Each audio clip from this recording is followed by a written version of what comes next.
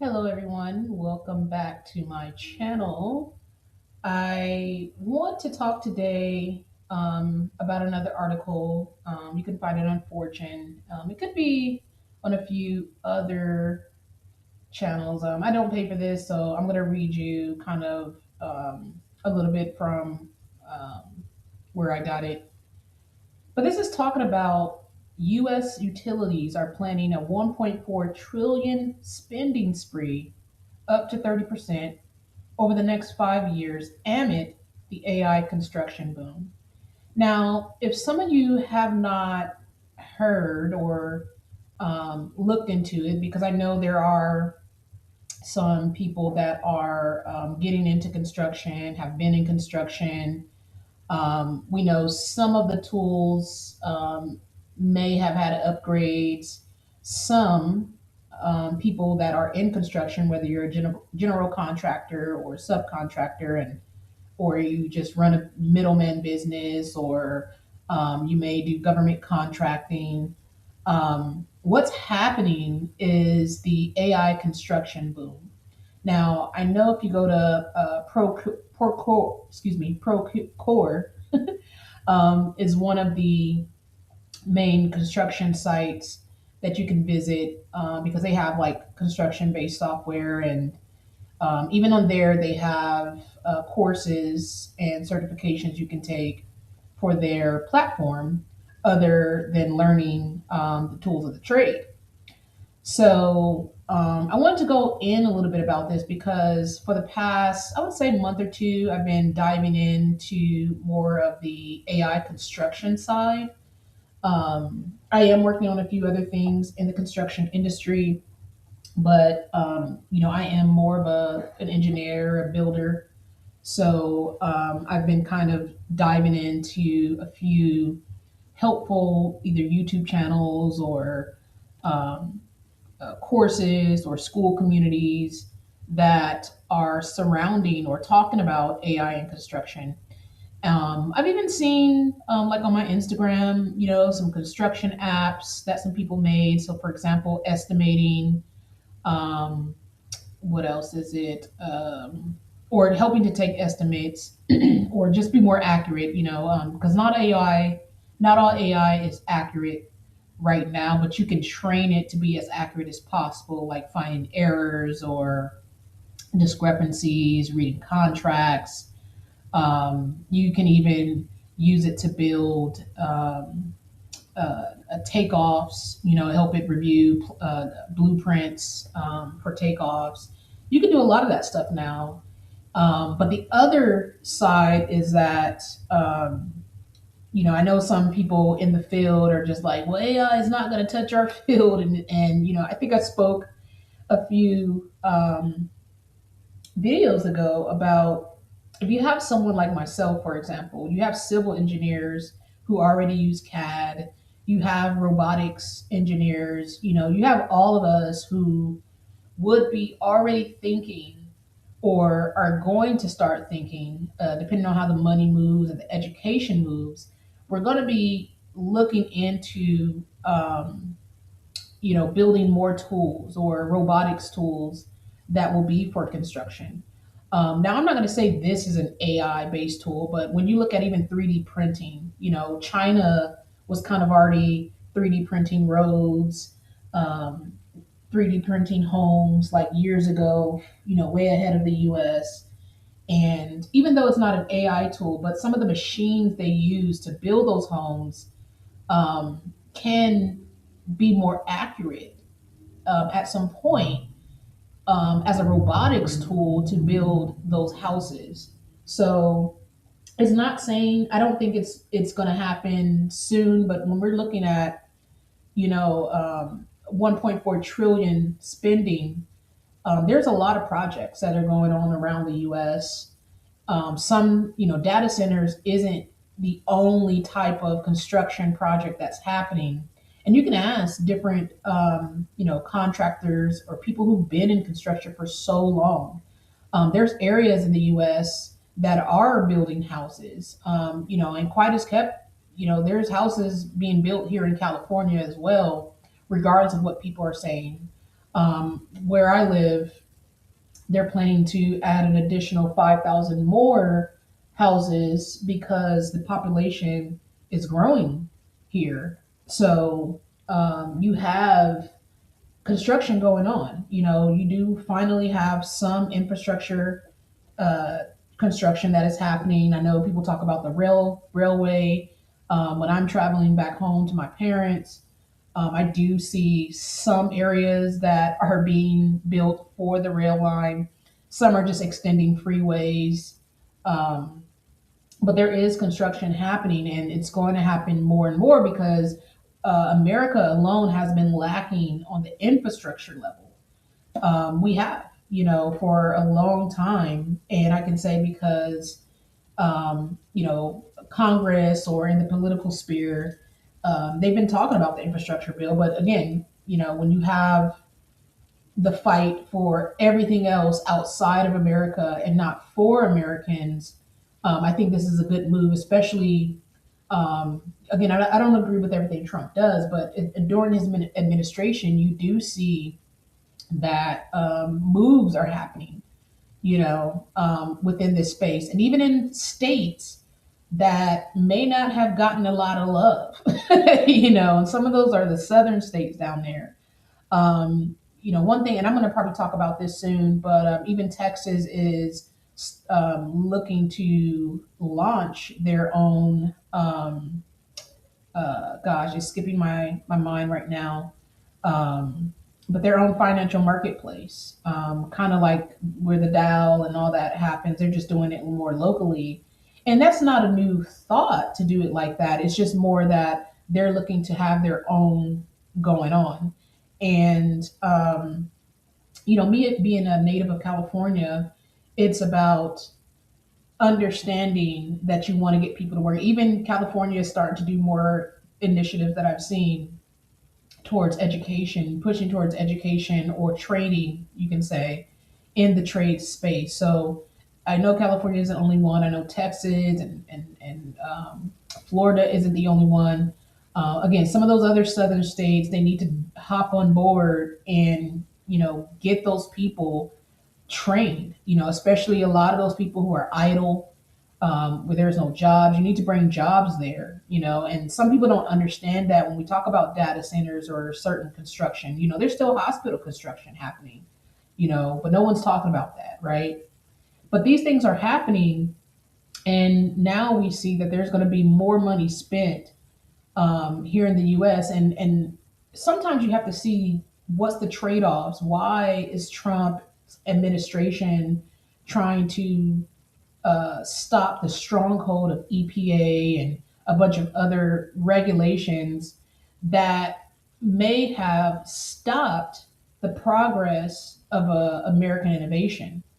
Also, when we're talking about jobs, you know, you have people who just don't look to be in the white collar space all the time. But you do have white collar people in almost all of these industries as well. So now, you know, and you'll see this more and more for each industry. And I'm just telling you, just keeping it real. That's why this is a perfect time for you to re-educate yourself if you haven't, because you can't look at AI as some downfall. You know, those people who are talking crap about it and, you know, they hate the content and blah, blah, blah. I just think personally it was just time to see who's going to do what with it. You know, like, hey, we built this thing, OpenAI built this thing, they put it out there, let's see what people do. And it's going to happen because, you know, if you're someone who aren't around people or in forums or groups like on Discord or Reddit, and you're not around people who talk about technology and stuff all day, you wouldn't even know what's happening. You know, some of this stuff doesn't even have to be in an article. Again, me being someone in the cybersecurity space, it was a part of my job to go searching for what's going on in what I call the wild, right? Meaning what's out there that, or who's doing something that could attack, um, you know, the particular type or line of business that I'm in. So if it attacks another company that's in healthcare that's similar to mine, you know, I have to make sure to tell my CISO or my director, hey, how can we protect our environment for this? Because we see so many companies being hit by this, or when Claude Code was used to attack about 30 different types of businesses. You have to look at that as what can someone do with AI if they learn to, let's just use the word jailbreak, and that's why you also have the cyber side of AI. You have the ethics, you have the responsible AI, you have your GRC people, because they have to start taking it serious regardless if they don't want to or not. And the reason why is because um, you have software that your company uses, and those software vendors or developers for that software are definitely going to be implementing AI because they have to continuously compete. Your job isn't the only company that they sell their software to, right? So they sell it to different industries or whatever, but they all use it, so they have to also stay on the game and compete with people who are AI agencies, compete with people who are just individuals figuring it out. They have to compete with all of that because, I put out something on LinkedIn saying, and this is what I already knew, because I came across a guy who used the MCP server, and he ended up using it as a SaaS tool, meaning you can pay straight to the MCP without some website. And I built a risk register doing the same thing. It has usage, it'll charge you for usage, it'll charge you monthly, it'll charge you for certain tools from that MCP. And all I have to do is put it on in my IDE's marketplace, or I can put it on GitHub or anywhere else it's open to. So you have those things going on where companies can now have their cyber team focus more on securing APIs as best as possible, because a lot of these are going to be using APIs. And API is not a new thing, REST API. There's a few other different types, but it's not a new concept. It's just more about now that we have AI and it can interact with APIs more. Now it's about ensuring their security. On top of that, data. Those would be the main things to focus on when you're talking about enterprise level. But when you're seeing something like this, right, you have to say to yourself, to those people who don't have jobs or who think their career is over, this is kind of what's happening, and this is where the money is moving. The money is going to still keep moving. I think this is just another sector, an industry, because it's needed. Power grids and power lines, like a lot of stuff is needed. Again, when we're talking about homes, I know Los Angeles. I think it's a silly idea, but they're looking to build more apartments. Um, in LA. I lived in Long Beach area, so Long Beach has already built a couple of different apartment complexes there. Even though, again, the rent and everything is high, but Long Beach hasn't seen that type of building in decades. Okay, so you're talking about areas that, and to me, Long Beach is a beach town. It's really a beach area. We have a lot of those in California where it's just old school beach areas. I still, you're not going to get that everywhere. There's still a lot of cool beach areas that are like, they're like sleepy towns. But, and this is for the people who don't know about California, but talks about California a lot because we are a big ass state. It's not LA and San Francisco. There's the coastline, and there's, again, the coast is taking you all the way from San Diego all the way up till you get to the edge of Washington or Oregon. Okay, so that's the entire coastline, and in between there, you have small little cities and small little towns, right? So you have all of this in California. And then you have on the other side of California a lot of land still that has not been built on. So you have a lot of people, especially from around the world, coming into the bigger cities, and you have the Central Valley again, which is, we still call certain areas the country, because they're not city type of environments, but you have a lot of this going on. You have a lot of that going on, and I'm just speaking on California, but I know other states are going to be getting involved too. So I just wanted to read a little bit of this so you guys can get the gist of what it's saying. It's not too much, but I'm going to go ahead and read what I can here. So this is saying U.S. utilities and power generators are hiking their spending plans to record levels at the same time to record levels, excuse me, at the same time as consumer utility bills have surged to new highs, and it's no coincidence. Investor owned utility companies increased their capital spending plans by more than 27% to at least 1.4 trillion, which we see here at the top of this article, through 2030, up from 1.1 trillion a year ago. And that's not even counting privately held companies, according to a new report released Tuesday from the nonprofit Power Lines. The AI power boom and the wave of construction for data centers is the leading cause of new spending growth nationwide. Because again, guys, Trump has said, again, if you're not looking at these Congress, taking time out, you got to take your time to not listen to gossip and crap all day on YouTube and stuff like that. If you are on YouTube, follow the White House YouTube channel, follow the Congress, follow all of that stuff because outside of the drama that's unfolding. There's other things that are happening, and this was one thing Trump was talking about, or his parts of his administration was talking about. Um, he wants America to be the AI capital of the world. Same thing with crypto. He wants that to be the capital of the world, and there's reasons behind that. It will supply jobs. It will supply new innovation, supply and demand. Again, people may not like these tariffs. A lot of businesses may not like that, but the underlying objective is to get more Americans to wake up and get back into building, to reestablish those towns.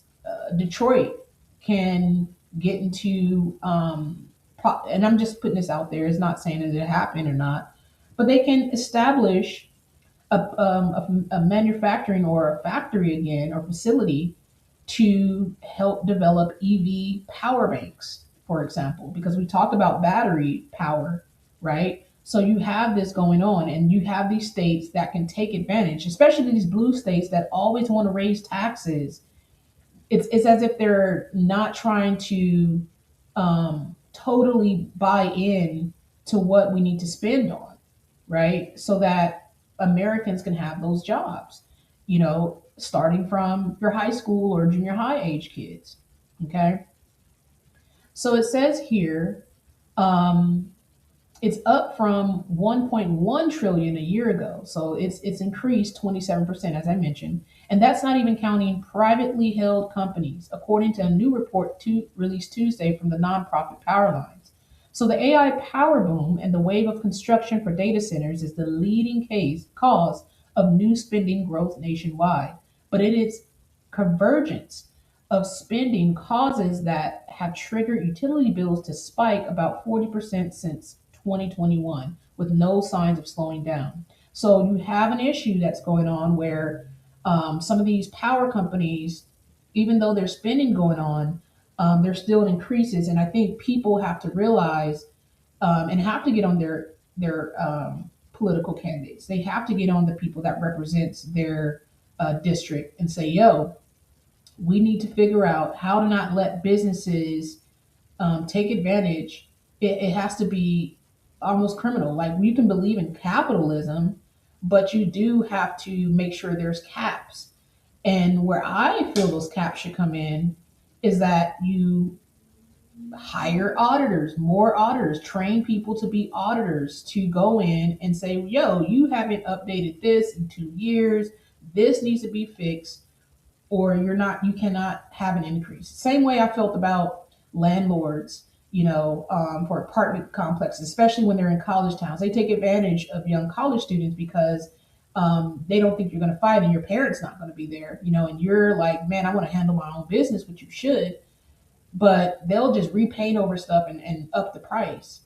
So I think with that, you need to ensure that every year or every other quarter, there's these auditors or home auditors that checks pipes.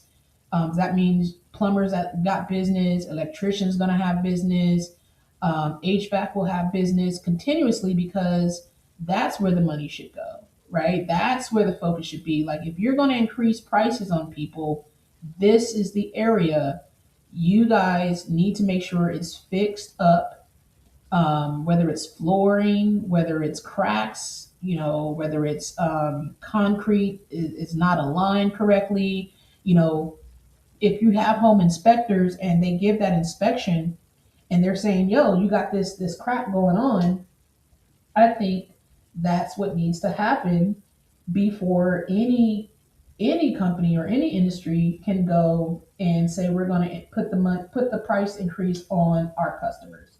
And that's just one way you can look at stopping all that BS from happening because people don't even do a lot of work and they expect to get paid more. And that's kind of what could help cut down on these costs, right? So it says here, I just read that. Ba, ba, ba, ba, ba.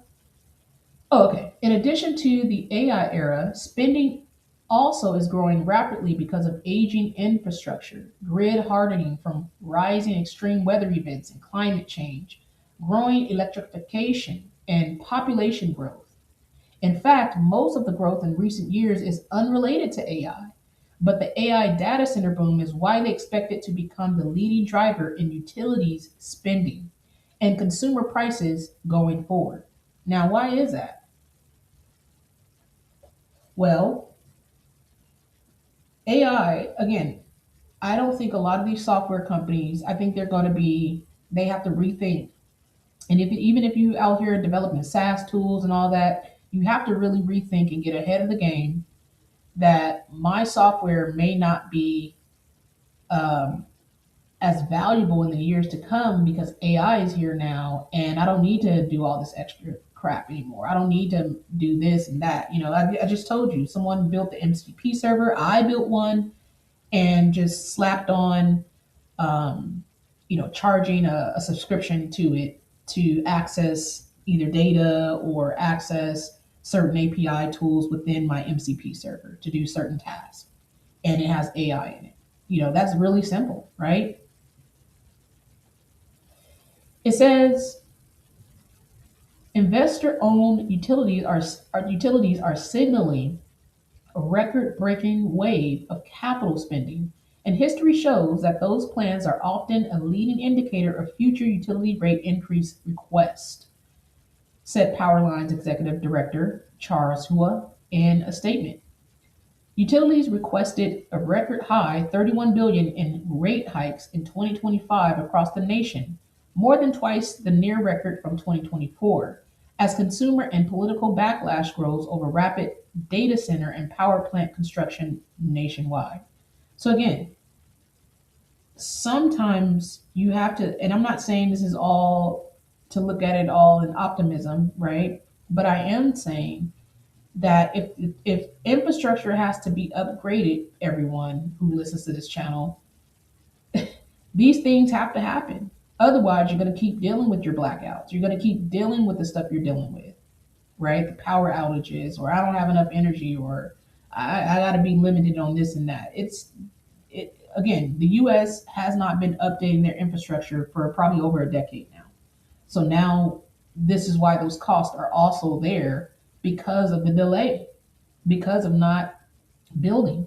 And again, again, I feel Americans need to be in these spaces, because we have people here already that needs to get into it. So that's where when you see the Lowe's and the Black Rocks and the Home Depots and private investors investing into education, that should signal to you there's a way that you can get employed and get some skills.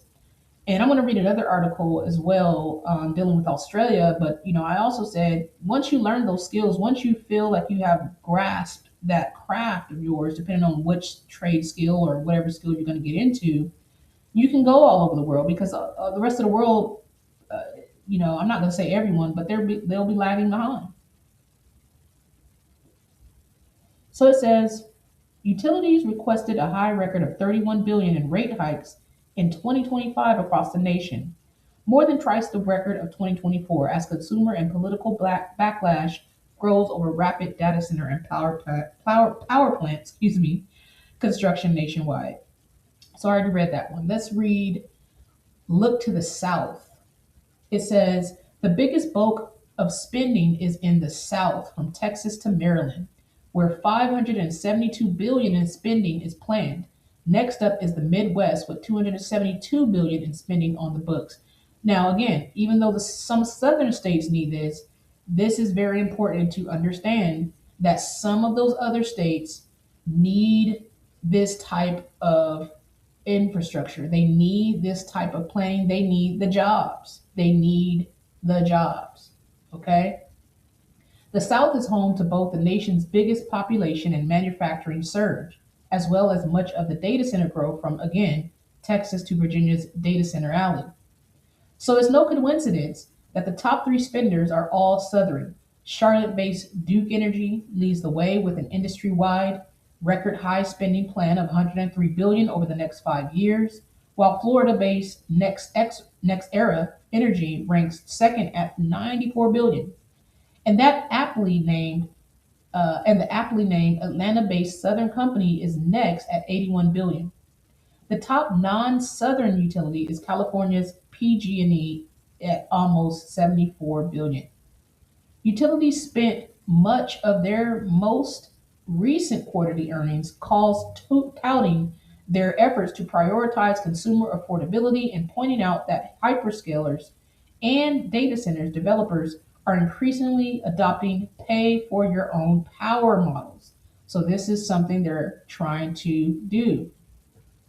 Not all developers are paying for their own generation, and those that are paying for new power plants aren't necessarily covering the bills for the transmission and distribution components of infrastructure.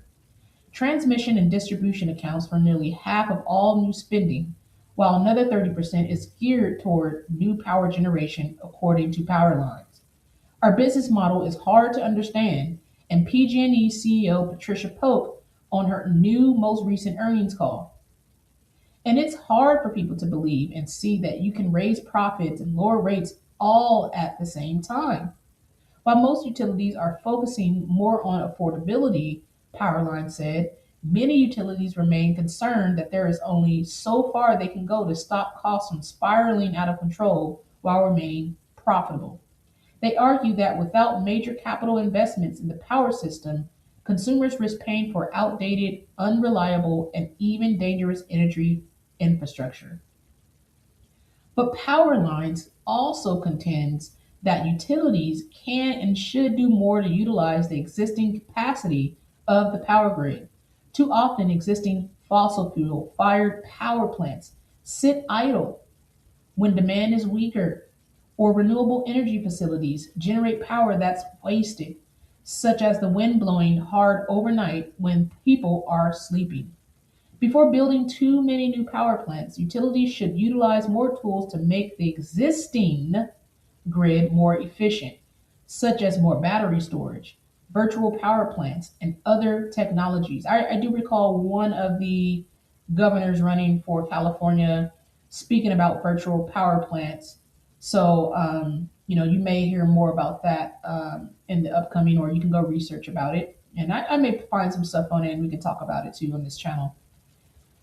And other technologies such as AI powered grid flexibility solutions that essentially reduce power consumption from large consumers at times of peak load demand on the grid. Now, that would be something an AI tool or AI powered tool can help to do. Because again, we just see that while these rates and things are going up, this article is saying that, yo, you guys aren't even trying to figure out how to utilize better your utility rates and the power that you're using and people are sleeping and all this other stuff. You guys ain't you're not even looking into that yet. So it's saying they can resolve some of these issues. It's just, are they going to do it? Are they willing to do it? Right? And this is where AI in construction can take place. Our century old Our century-old utility regulatory system has accelerated the size of the pie of utility capital spending, even when more cost-effective solutions that could lower consumer. And sorry, I lost my spot here. It says it's incumbent upon state policymakers and regulators to ensure utilities prioritize these solutions and improve the efficiency, affordability, and reliability of the grid. So they're saying your state policymakers and your regulators are the ones who aren't doing their jobs. And this is what I believe as well.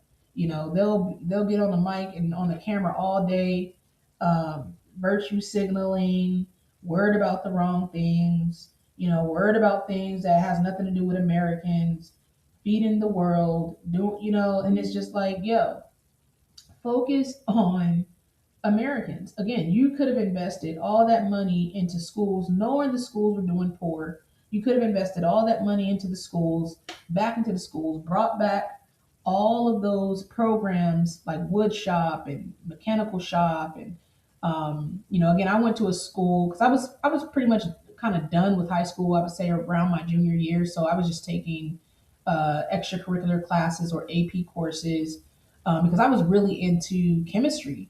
I went at least as far to like AP trigonometry, but I didn't care about calculus or anything like that or physics at that time because I didn't pursue them in college either. And it's so crazy because when I went to college, they're trying to say I didn't know my stuff, and I'm like, maybe I just didn't do well on that test, but I know my stuff. Trust me, I do. I did well, especially coming to this college. I know I'm doing well, but I think it was a money grab. But then you have, and that's why too. I say when I dropped out of college and came back to California, they were trying to say, well, the courses that you took over there are basically on a sophomore level, even though I think I was in my junior year in college, about to go into the senior year.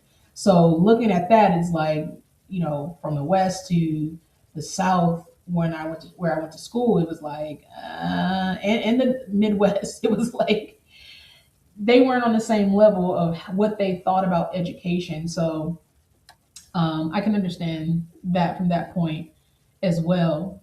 But just looking at this again, when we're talking about efficiency, affordability, and reliability, this is why you can say again, a Trump administration is trying to stop all these, uh, additional regulations or states that are looking to depend on more foreign um, uh, resources more than the resources we got here, and it's taking a toll on the American life, because the life is trying to be promoted to everyone else to come here when it should have been invested and focused here. And that's what I want people who are also Democratic voters to think about. When you think about your children, you can't just think about it as Trump rah rah and I hate Republicans and this and that. Again, all of their states, I'm not saying they're their best states, or the best districts. Even in California, we have red areas. Some people may not know Orange County here is a red area, and that's where Disneyland and gosh, I wanted to call this. I was almost going to call this place Foster Farms, but it's another place here. But it's a nice area. Tustin and all these Orange County spaces are Republican areas that are nice, and then you have other Republican areas that are barely coming up. We're still poor, whatever, and same for Democratic cities and states. Not all of them look the same, but the issue is that you had Democrats running for a very long time, and it's like it's being revealed that they weren't taking care of business because they're focused on things and matters that aren't really contributing to American lifestyle or the American innovation, and that is an issue. I can understand a Governor Newsom from promoting, oh, we're number one in this, and that, which, yeah, I'm definitely going to like that. I love that because I know I have been a part of, something that contributes to California being on the top like that. But we can't, we got to look at poor people and their issues. We got to look at the Central Valley and why that damn train hasn't been built yet, because it could have allowed people to move around to get jobs, right? Um, and more jobs increase, more policing could have increased in case people want to, you know. And again, this is just how my mind thinks. Some people may want to murder somebody in a city and try to hop on that train and move to another city, but you would already start thinking of those protocols and hiring people to take care of that stuff, right? A lot of different areas they could have hired and invested in instead of giving us the exit exams for the No Child Left Behind type of errors. You could have said, no, we're not going to take out wood shop and all these other things that's going to give our children skills. But now you're bringing in more people here and you're downplaying people who are educated or trying to educate themselves. You know, back in the day when I was growing up, you had, if you weren't doing well, you got, you know, you got sent to another school. You would stay behind. You know, they wasn't playing with you. They weren't playing with you at all. Like, yo, if you got to go back to the ninth grade, you're going back to the ninth grade. Like, you should have been focused on your classwork. Stop trying to be a class clown. Again, sometimes it's peer pressure around your children. So sometimes I know people want to align it with the parents, this and that, but sometimes your parents, you know, can be doing all they can, and children will still, you know, do things because it's about, you know, a peer pressure thing, and you got to think of yourself. You were dealing with the same thing, right? Only thing you can do best is, you know, punish your children in a way to take certain stuff away, or saying you're not going to do this and you're not going to go out and blah blah blah. But you know, we know there's a lot of you, or some of you out there, who snuck out the house, or snuck in somebody into the house, or was drinking, or was having sex. You know, so I think of those things, right? I don't try to be super judgmental, but you know, yeah, parents do have a responsibility, but the schools also has a responsibility as well. And I think what happened is, you know, some democratic areas allowed that to go on, where you have a bunch of dummies. You know, some people talk about the crack babies are, you know, grown now, but it's like, shoot, you got kids that ain't even crack babies and they just doing dumb stuff or being dumb, right? And you're not educating them enough. You know, you're not giving them at least the basic stuff. And that's how I see it when I talk to my younger siblings. You know, I told them school, you know, you're listening to people that tell you school ain't this and ain't that, degrees ain't this and it ain't that. You know, let them talk about that. Let them be losers and talk like that, right? Who cares if they go into something else? But you have your own purpose, your own life that you want to lead. You want a skill in some way, shape, form, because it's something that you could either pass down, something you could feel good about moving forward. So now we see AI has came to the hands of the consumers now. The public has touched AI, and its tools are getting better and better and better and better, because you have a lot of minds who love to tinker, who love to build new stuff. This is why more apps, or I don't even want to call them apps, but more AI based tools are going to come out, because you have people who have learned these skills either by certification, either by watching a bunch of stuff online and just teaching themselves, like myself, or going to school and doing it. Now, where our brains want to utilize that. And that's the beauty of getting your education, because your brain does think differently. It wants to do other stuff because it's used to problem solving, it's used to thinking different, compared to someone who never gets that and think they should just be able to talk how they want, they should just be able to say what they want, and that should be what it is, you know. And there may be areas you can do that in. It's no, I'm not saying that can happen, but you know, again, people grow, and that's just how we've been doing as humans for a very long time. So, anyways, I just wanted to talk about this article here. Um, you know, the U.S. utilities are planning 1.4 trillion spending spree, but also within that, um, they need states and their policymakers and the regulators to get with the program and figure out why these costs keep rising. So, Again, if you're voters out there, whether you're Republican or Democrat, you need to get to your policymakers and you need to get on their asses because they have a hand in a lot of this, right? Even though the building is going on, they have a hand in making policies better instead of just throwing taxes at the Americans. Like, quit throwing taxes at us every chance you get and sit down and figure out some solutions, right? Figure out some solutions. Thank you guys for taking your time to read my, well, I would say read my article, but hear me chat about this. And I will talk to you guys soon. Please like, share, and subscribe. Talk to you guys soon. Have a